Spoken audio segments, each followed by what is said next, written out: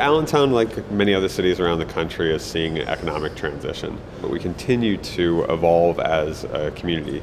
When we had the pandemic and a lot of our students had to go to class online, it became apparent pretty quickly that Allentown was underserved. So making sure that our people have access to good, reliable, high-speed internet to stay economically competitive is critically important. But also making sure that our students are prepared for an uncertain future is another huge piece of that. But in order to do all that, we need the infrastructure for the future. We're using the BroadLAND checklist.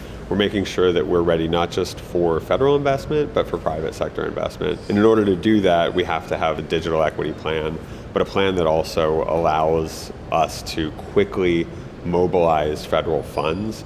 We talk about this bipartisan infrastructure law as being a once-in-a-generation investment. My hope is that it's not once in a generation. My hope is that there'll be additional investment by the federal government, by the state government, into connecting our residents. We also know that those investments come along from the private sector. So if we're well positioned for private sector investment, we know that we'll be able to compete for the future. When private sector investment is looking at your community, you don't even know it yet.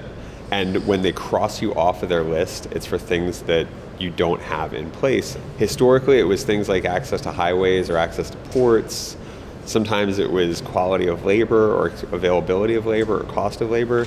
Increasingly, it's what that digital infrastructure looks like. If you don't have the digital infrastructure, you might be crossed off the list and you don't even know it until another community that looks just like you, except for the fact that they have better broadband access, has won a significant private sector investment.